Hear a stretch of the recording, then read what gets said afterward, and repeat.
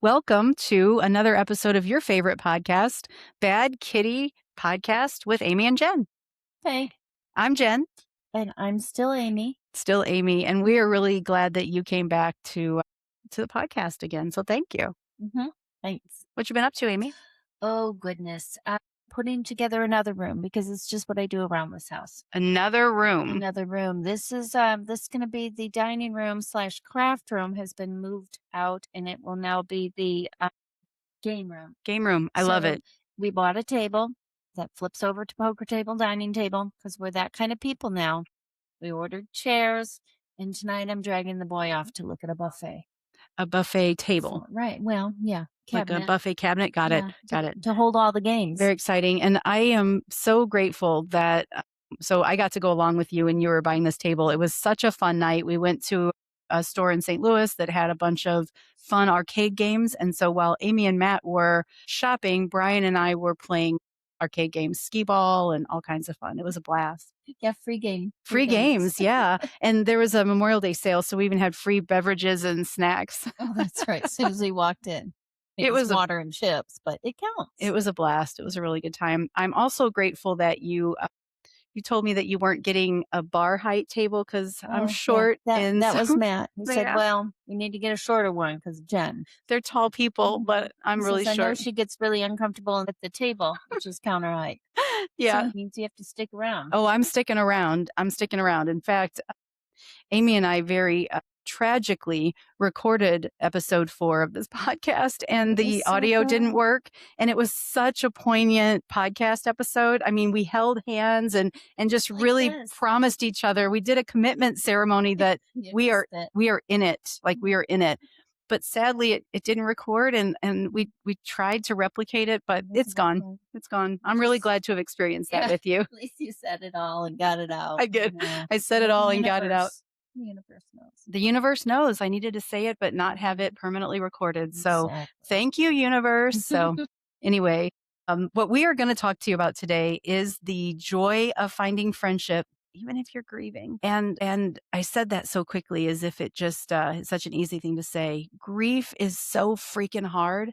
And if you're living woke today, you're grieving, man. A lot of grieving. There's Oh. so many aspects that we are now missing. Oh my gosh, there's so much grief right now. And I imagine there's been grief on the other side with all the things that they think. And I try to consider that it's, everybody is really struggling now.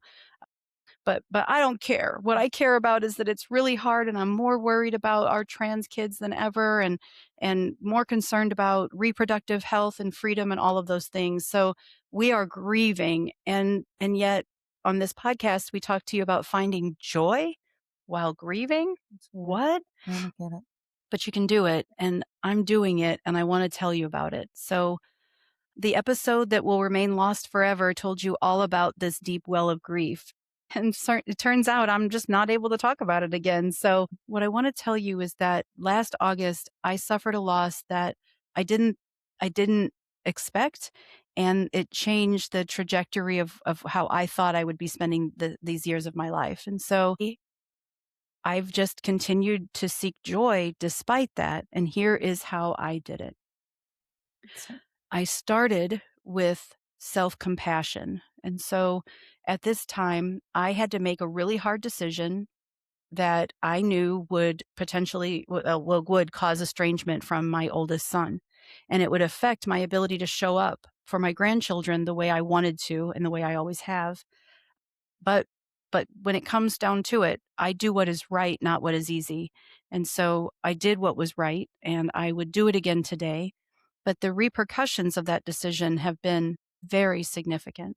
And so I have suffered a lot of grief. And when this was all happening last year in August, September, October, when it first started happening, was when we really started spending a lot of time together. And so we would be doing something like playing a game with other people. So I think, there were a few other people, our husbands for sure, and maybe another person or two. And we were playing a game at my house, and I just started crying. And instead of leaving the table or taking a drink of alcohol or trying to pretend like it wasn't happening, I just asked everybody if they could just sit with me for a second. And I said, I didn't know it would be this hard, and I knew when I dropped the kids off that I might not be able to, see Nova again, but I didn't know it would be this hard. But instead of trying to pretend I wasn't feeling that way, instead of trying to feel like other people shouldn't have to deal with my grief, I just trusted people to sit there with me, and they did. And they held space for me, just like Amy is doing now. And then when I had recovered, we continued playing games. Mhm. Well, how was that for you? Um, it's always hard to watch when someone's going through those deep feelings, but I knew that there was no reason for me to try and interject and say anything because you just needed to feel your feelings. And so I was just willing to wait and see how it went and offer what needed to be needed done.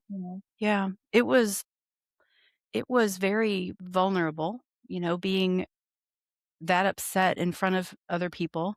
It was vulnerable to sit there and cry in front of people and trust them to hold space. But everybody there knew that there was no other way. Like, I didn't have to wonder, do they support me? Do they understand? Like, information was given to me that I had to share with the authorities. I didn't have any choice in the matter. And now these are the repercussions. And they just understood that and allowed me to experience what I was experiencing. And so what I want to say about grieving while finding joy, I'm sitting at a table playing games with friends, newish friends, but people that I trusted, and I was allowed to grieve. Time was spent, and then I went back to playing games and finding joy. And so in the moment that I was crying in front of people, there was joy in that too.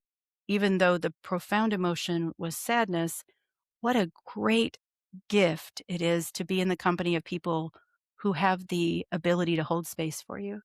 And what a joy that is. And so, allowing myself to be authentic, being around people who that who are the right people for me, Mhm. and then bringing compassion to myself, not judgment. Many times I show emotion and then I judge myself. My inner critic likes to tell me I shouldn't have said something or I shouldn't have reacted a certain Mhm. way. Mhm. And so self-compassion has just been a really big part of this.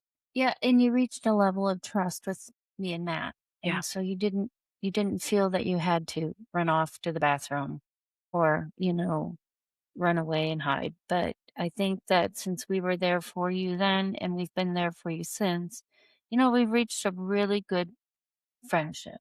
Oh my gosh.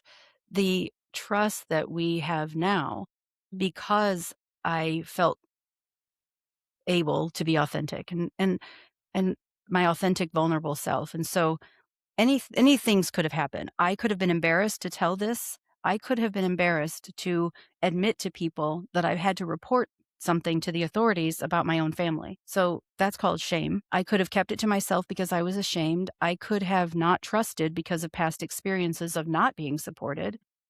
I could have decided that nobody needs this. People just want to have a good time. Nobody needs to listen to me cry about my family situation, but I didn't do any of those Yeah, things. you could have just said, "Okay, I'm gonna put this all on hold right now. I'm gonna be with myself only and my husband," and not reached out and continued the friendship. You That's a could have really good just point too. shut it down. I didn't even think about that, Mhm. Amy. So at the time, we had just started kind of I spending a little bit know. more time Mhm. together, and I could have just backed off completely. And I did back off from some things. I was Mhm.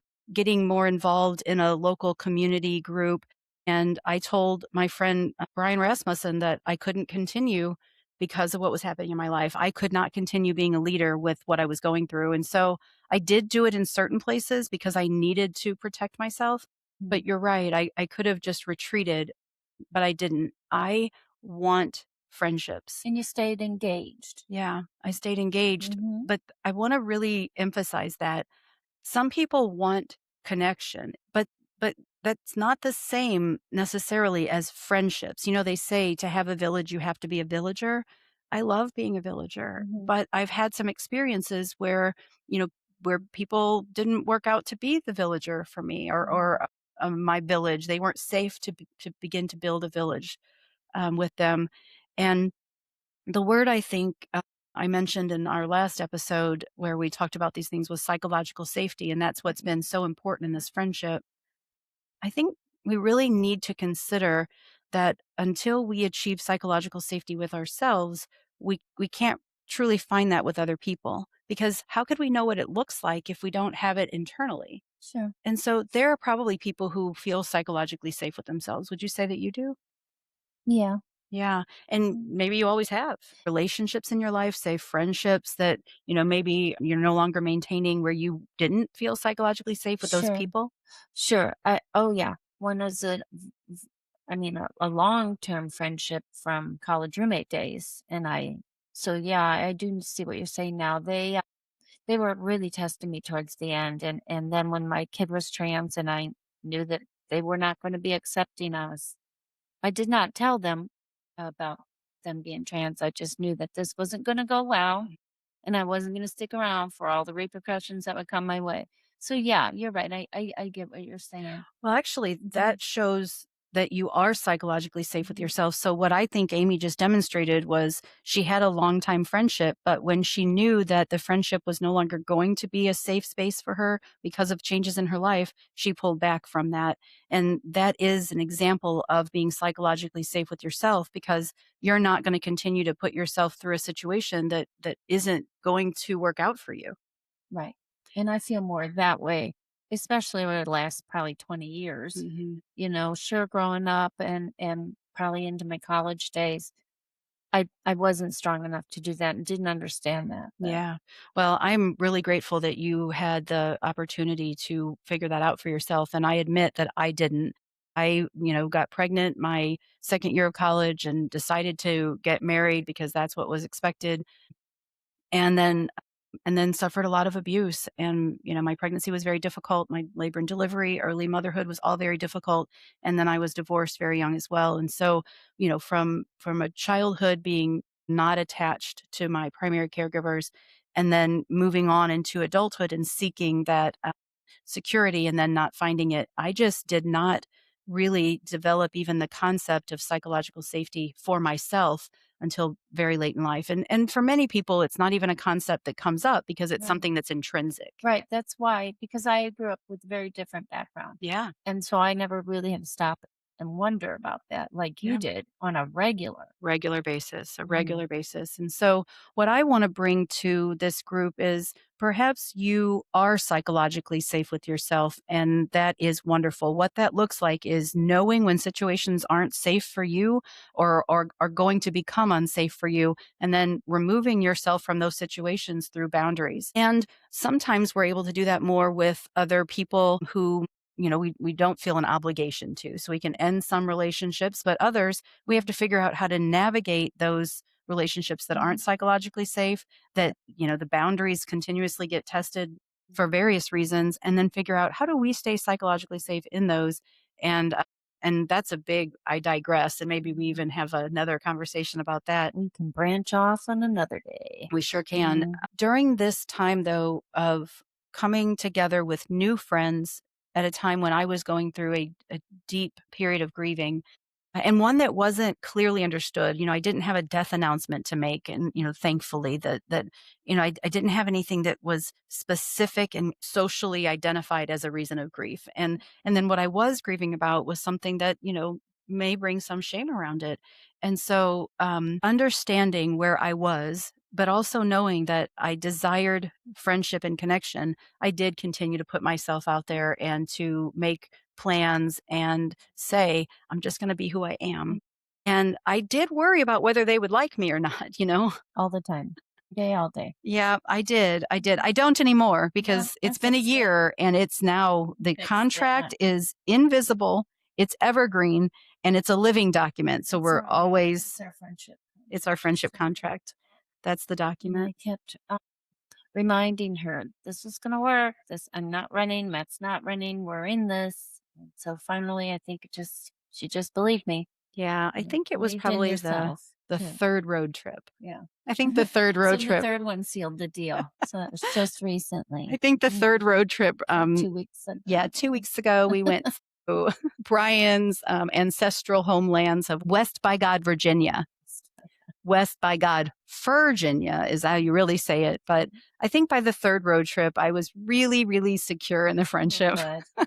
That I am a neglected child who wasn't securely attached, that everybody says is dramatic and didn't have the trauma that I definitely had. mhm, And so you have to mhm. understand I'm a little bit, fragile. Well, insensitive. I know that bugs me when people say, "You're just being Yeah, sensitive." I'm a And pretty I'm like, sensitive "Are person. you kidding me? Stop it." We're sensitive I together. got that growing up, and it Yeah. was the worst thing you could tell me. Well, I love that you're sensitive Mhm. because I get to experience the gifts of your sensitivity. I'm also very sensitive. And so we take care of each other in ways that we have always taken care of other people. So Precisely. we went to a little event recently. It was my grandson's baseball game and his Mhm, mama was there, and when she came to sit by us, Amy switched seats with me so that mhm, my grandson's mom could sit by me.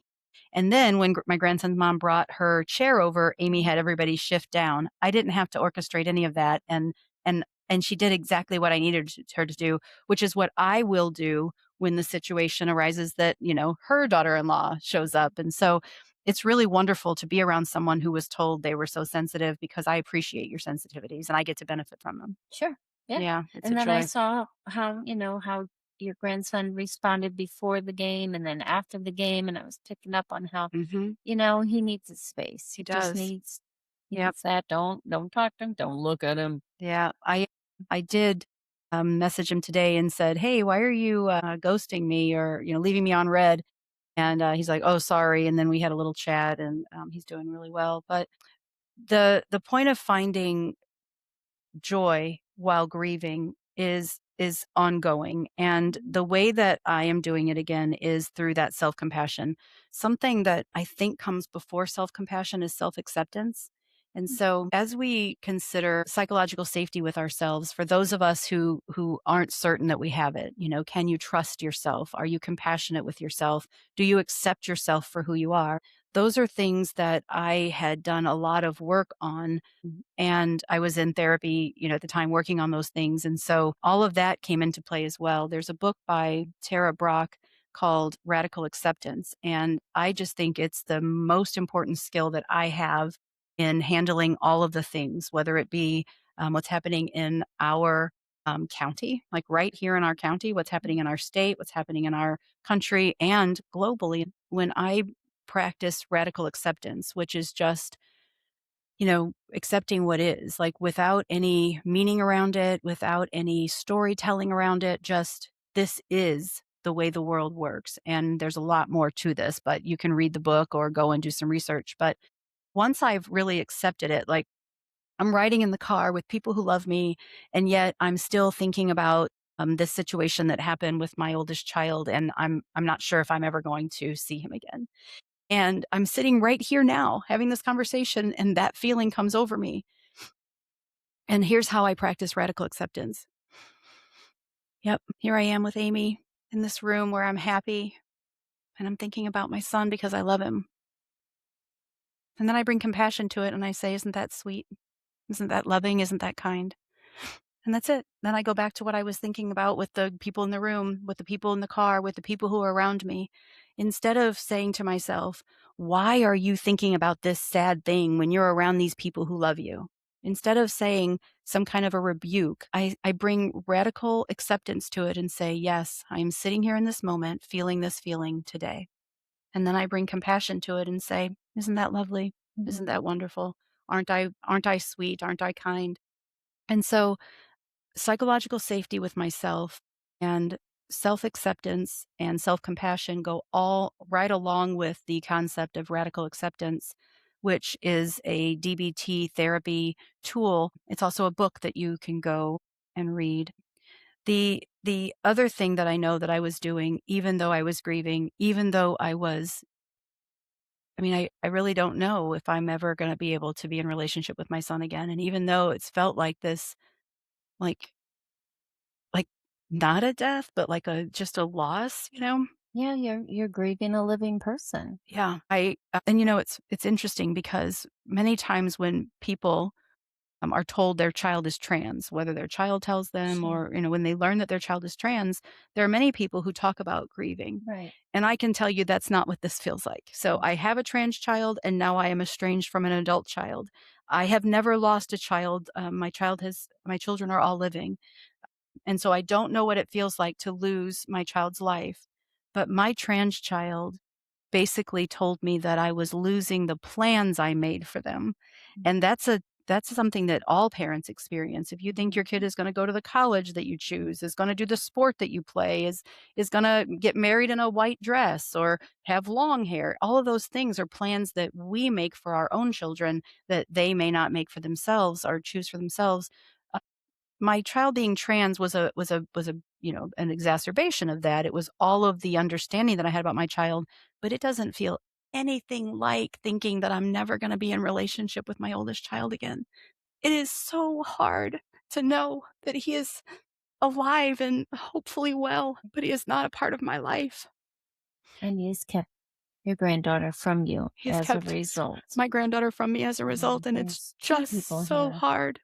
Nova and I have been so close. Nova and Grammy have been tight since the day she was born. And so the day that I took the kids home, I taught them about the term agency, personal agency. And for anybody who doesn't know, personal agency is when you have the right to make your own decision. And I explained to them that at 16, they get some more freedom around personal agency if they get a driver's license and if they have access to a vehicle. Many times people get more personal agency around that time, but at 18, we get a lot of personal agency. And I told them that Grammy always wants to see them and always loves them. And, I knew that what I was going to do was going to put a rift between my son and me. And I knew that the most effective punishment would be to restrict my access. I didn't know my granddaughter's mom would agree with him. That was very That was surprising. yeah, it was very surprising, and I hope someday it all can be made right in some way. I hope the universe, makes it right in some way, but I do believe that the universe is always conspiring for my greatest good, and so let me just say that again. The universe is always conspiring for my greatest good and your greatest good, and so I believe that it will happen. But in the meantime, as you've, seen or heard in this podcast, I have moments where the sadness just overwhelms me, and I guess I'm proud of that. I guess I'm sitting here authentic, vulnerable, and real. And that's why I'm still able to find joy in friendship even through grief. Mhm. Yeah, and you've done all the work. Your therapist said, "Girl, we're done." And you're like, "Well, are you sure?" I was like, "The Yeah. heck? Right, I didn't think right. I didn't think you were done with therapy. You What do got you mean?" And yeah, she said, "You've got the skills you need to yeah, handle the things that come up and you can always come back if you need some help coping or adjusting through it, but, you know, you you got that you the do got it." certificate, the graduation cap, and just get out of here. I did the EMDR. So I uprooted some of that conservative fear that was mhm. instilled in me through a Christian nationalist upbringing. Um, So you graduated, I was very proud, and you've used those skills on a daily, all day. I do. Thank you for Mhm. saying that. Thank you for noticing. It's it's real. So in January of 2021, I knew that I had to start prioritizing myself. There's a book called You Are Your Best Thing, and it is written by Tarana Burke along with Brene Brown. And I studied that book along with Brene Brown's Dare to Lead. And and since January of 2021, I have been working to care for myself as if I am my own best thing. And it is true now. I am my best thing. You had a good basis of knowing who you are and how to treat yourself when this all came down in August. You did. So all that work helped, and then you finished it off with more work. Yeah. One thing I will say for me is when I figure out that I have a problem and there is a solution available, I really do seek that solution Mhm. because I want to be well. I do not want to be causing problems for myself or anyone else. I want to be seeking joy and experiencing all the good things that life has to offer. Right. You don't wanna be stuck. I don't want to be stuck. And so because I recognized in myself a deep need to center my own well-being in January of 2021, I did that. It was not a popular decision. I had the same conflicts with my spouse as anyone else would. My child thought felt very decentered. They were decentered and they felt it and had some Oh, well, you rebellion. took the moment to center yourself and do your focus on you. Yes. Yeah, Yeah, yeah. absolutely. So it's not as if everybody said, "Yes, Jen, please go take the time you need." And even if they said it, that's not the, way they felt about it. But it didn't matter. When you get to a place where it's sink or swim, I'm gonna swim. When I get to a place where it's sink or swim, I'm gonna swim. And so I did. I went into therapy, and I then took a class on the Dare to Lead book with Brené Brown with one of her a trained therapist who had worked with her. I invested in myself. I read books. I invested in my health. I invested in my nutrition, but mostly I invested in my mindset. And I learned about meditation, and I learned about somatic mindfulness. I learned what it means when they say the body keeps the score. I began to look at the sadness in my life and accept it. Radical acceptance was such a key technique that I used. EMDR was extremely helpful in uprooting that deep in fear. I had some traumatic abuse in my life that I just couldn't lodge. I couldn't get it loose, and EMDR helped me feel safe. Well, that's good to know. That that's out there, and I've heard of it, but I'm never familiar with too much of it. EMDR is rapid eye movement, watching lights, as well as vibration in your hands, and it repatterns your brain. It heals some synapses. It changes them. So I'll give you an example. I was raised in a conservative household that were Christian nationalists, God and country, still are. And there is this deep rooted fear within conservatism. It's basically this idea that everybody is out to hurt you. And I really internalized that. And then, I was abused in my first marriage. And, there was vehicular abuse where there was threats to drive off a bridge with me and my baby, or when I was pregnant. And so those fears would resurface when my husband in one of his fast cars would go to pass a car. I would feel that terror, and then I would lash out at him, or I would snipe at him. I would snark at him, and I would say something about his driving, or I would stay quiet, and he would sense that something had changed. But really, all it was a deep fear because I've been traumatized, and it isn't his fault, but it isn't Mhm. mine either. That happened to me, and recognizing that and talking about that in therapy and doing EMDR around that literally rewired my brain, and I am no longer afraid of that. Oh, that's awesome, and especially when you're driving the fast car with a friend in it. Yeah, I also drive fast cars fast. I went to Las Vegas and went to Corvette driving school, and so I took Amy on a little day date, and we drove fast in the Oh, we in the sure Corvette. did. We drove fast. So, but that's how EMDR worked for me. Mhm. And I was afraid that I was vulnerable, and so I decided I was going to take a road trip by myself. And my therapist helped me deal with the irrational fear that something would happen to me on the road and no one would help me. And the thing is, like, I can help myself. I have all the tools I need. I'm a completely capable person. And so recognizing that I had this irrational fear that no one would help me if something happened to me on the road allowed me to get to the root of feeling like no one would help me with my basic safety needs, which allowed me to go into my childhood and all those things. And so, but Amy, you really hit on something. I had done the work. And so when this tragedy hit, I I don't even know, like, I don't even know who to talk, like, I don't have friends who have gone through this exact thing, but I was ready. I was prepared. My system understood because I have the skills I need to overcome, or maybe not overcome, to cope. Cope, Cope. definitely. Because I haven't overcome. I don't think you'll ever overcome it. Right. How I don't want to overcome the loss of my oldest child. I No. don't want to overcome that loss. I want to always. You always want that person to see the problem and figure out how to be better and come back to you. So you always Definitely. hold out hope. Yes. Hope and cope. Hope and cope, because there is no getting over Mm-mm. that loss, Mm. that change, that separation, but the hope and the cope is really all I need, Mm, right, and the friendship right. with you. Yeah. As long as I have hope and cope and Amy, I think that Mhm. I'm gonna be just fine. Yeah, Something I do want to say is, thank you, past Jen, for doing the work so that you could be ready for a friend like Amykins. that's right. I'll be there for you. I'll be there for you. These 5 Oh, words so I many swear different to ways. you when I dream. No, when you dream something. Right. A little karaoke Little in the Bad karaoke Kitty in the Lounge Bad in Kitty the Lounge. studio. Those of you who are following the Bad Kitty podcast closely got a tour We of the sure did. lounge last week. Oh, that was a And you see whirlwind. right now we're in the studio. See the art? That tells you the difference. It's the studio Studio. art and it's Mhm. the studio Cups. mugs. Yeah. And And that those shows. come down Mhm. when it's lounge. Yes.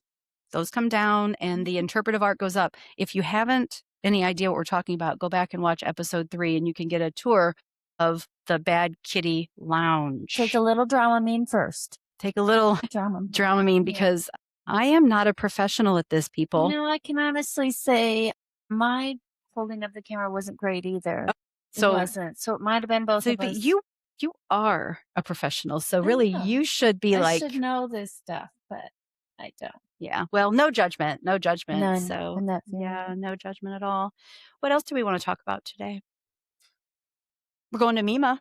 Going to We Mima in a are. bit. We're gonna go find some more joy. Find some more joy Giving by away serving people. diapers, Mhm, helping mhm. them pick up all the things that we put together for them. Oh, and I have a carload of stuff the neighbor was giving away. That's Baby exciting. stuff. Oh, you know what? I just remembered I'm not going to Mima. Jen's not going to Mima. I'll be going without her. Yeah, But then I'm heading to O'Fallon, Missouri to look at a buffet. So, for the on the game next room. podcast, maybe we'll update you on it. Mhm. Maybe we'll just forget. You never know with us. Yeah. So, yeah, I do have something exciting to tell you Do all. tell. I I can't think wait. I've diagnosed my problems. I mean, I've got a lot of problems. Many of them have Mhm. diagnoses attached to them, but I got a body that flares up sometimes and I And get pretty sick. right, and you saw on Reels. You see on Reels, a little video came by and you said, I did. I that's was me. watching Facebook Reels as one does. You must have been doing some searching. I was doing some searching for it to pop up about what was Mhm. going on with my body. Anyway, the Facebook doctor popped up and told me about it. Anyway, many of you may be aware of something called SIBO, but it's small intestine bacterial overgrowth. And there are 3 different types of SIBO. And I think that I've kind of nailed down that I have hydrogen sulfide SIBO, which, nobody wants to have hydrogen sulfide SIBO, but I'm pretty excited that it is a treatable condition that will help improve my quality of life. Right. Because, then we can get to the corner and turn, as We can opposed get to to the corner turning and turn around. as opposed to all these U-turns. I was in the ER and Oh, you rushed me to the urgent I care and then was we went to like, the ER. Yeah, well, we thought it could be a blood sugar issue, which we wanted to get checked out at or urgent care. heart, But then we thought it could heart. be heart because everybody should Mhm. know that people who are biologically female will show heart attack symptoms differently than people who are biologically male. And if you take hormones for the opposite gender, you then need to look into how that affects you because I think that once somebody takes testosterone, their Oh, it warning signs presents change. female. Yeah. Okay. And so people who are taking estrogen, I hadn't need thought to of be that. aware of that. Yeah, I think so. I think we should look into that anyway, just so that you know what your signs are. Sure. But I think there is a difference whether it's estrogen or testosterone as your, primary or original hormone. So I'm probably So, not saying yeah, that right, Jen but found out that nothing was wrong with her and was sent home. well, they tried to tell me it was cannabis use. And And listen, so, listen, I was like, okay, Lady Jane, listen, I gave up alcohol. And by the way, the reason people drink alcohol is so that they can narrow their frame of reference down to the immediate moment. And sign me up for that. I don't want to think about all this shit going on in I my would love life. I that. want to narrow my focus all the way down to like the tiniest detail. But I gave up alcohol for, my self improvement and so I told her she was going to pry cannabis from my The cold, cold, dead dead hands. hands. Mostly I said, that might be true for some people, but it ain't true for me. So we ruled that out. Yeah. We were like, I looked into it and you're That's wrong. not, But, she told me how she likes living life sober because at least she knows she's in reality. And I was like, do you have CPTSD? No? Okay, then. I mean, right. I'm really glad for her. I don't wish CPTSD on anybody, but I'm gonna keep my cannabis. Thank you. In fact, I'm gonna You keep got my it? You got it yeah, right there? yeah, I keep it close Look, by. she quite often leaves it behind. Oh yeah, it falls out of my pocket or everybody has to look for my pot pen. Last night, somebody had lost something. On the Vivi, couch. Nikki had lost something, and That's then all. Matt turned around and said, "Here's yours, Jen," and mine was in the couch too. That was last night when I was here, as Yeah. opposed to today when I'm here again. I'm always following you, giving you your stuff. Yeah, everybody She in leaves a my little trail. car I do. I do leave a trail, and I appreciate people But for then bringing you them can to find me. your way home. Then I can find my way back to you, Oh, there actually. you go. Yeah, just find my way back to you. So, Mhm. anyway, finding friendship is a joy, and you can find joy while grieving. Hopefully, through this wonky, wild ass episode. Hasn't been wonky. It hasn't? It feels wonky from over here, That but was just the technical part when we I started. think it might be the trauma brain talking because I actually feel like I was all over the place. No. But maybe when I go back and look at it, I'll think it was great. But Yep. I do want you to know that y- you can you can get enough skills so that you feel like you're somewhat healed. I don't And think I'm carry healed. on and be joyful and Look forward, don't look back. Mhm. Yep. Yep. All right, Jen. All Well, right, Amy. I think my work here is done today. That's 4. Mhm. Nice. You did it.